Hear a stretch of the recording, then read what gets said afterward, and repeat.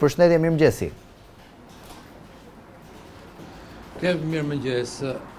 Në orën 10 pritet të nisë mbledhja e grupit parlamentar të Partisë Socialiste këtu në Pallatin e Brigadave. Është mbledhja e parë e grupit socialist për këtë vit 2026 dhe mbledhja e parë për këtë sesion parlamentar në prag të nisjes së sesionit parlamentar të hënë më datën 19 janar.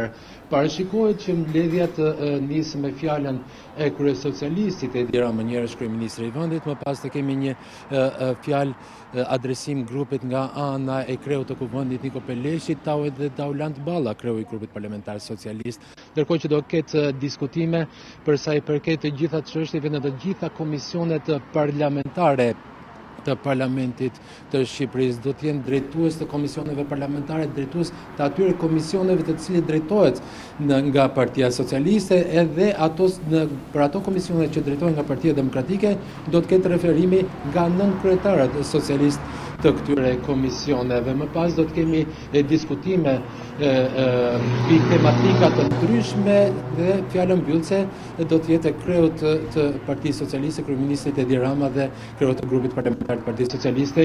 Kjo mbledhje e grupit parlamentar, si thash, është mbledhja e parë e këtij grupit për këtë vit parlamentar me një sesion të ri i cili pritet të jetë i tensionuar për sa i përket të debateve politike. Do të marrë shkas nga një sër çështjes, një sër tematikash edhe debatesh të cilat janë të mbartura nga sesioni i fundit parlamentare, ku kryesorja dhe tema kryesore dhe cilë jetë kryefjalë, një ndër kryefjalët e debatit është sigurisht edhe çështja Balluku. Kujtojmë se më datën 16 dhjetor, Prokuroria e Posaçme kundër krimit të organizuar dhe korrupsionit SPAK i ka dërguar një kërkesë Kuvendit të Shqipërisë për dhënien e autorizimit për arrestimin apo heqjen e lirisë së zëvendës kryeministres dhe ministres së infrastrukturës dhe energjetikës deputete socialiste Belinda Balluku.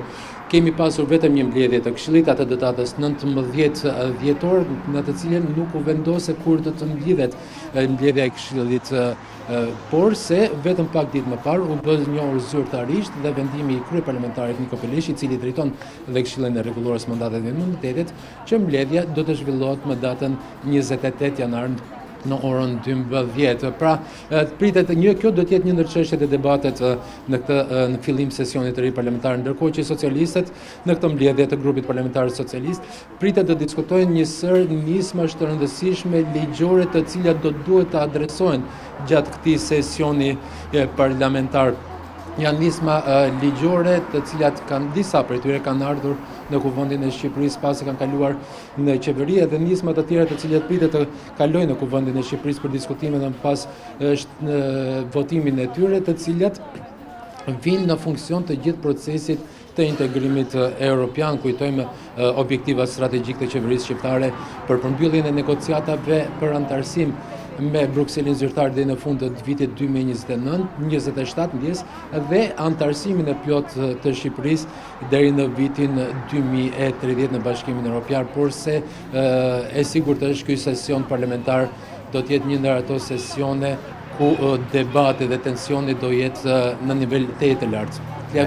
Mirë, faleminderit Ergyes për gjitha informacionet që ndave me ne. Nëse do të kemi ndonjë dinamik aty, do të kemi komunikim me tjera mbi. Faleminderit.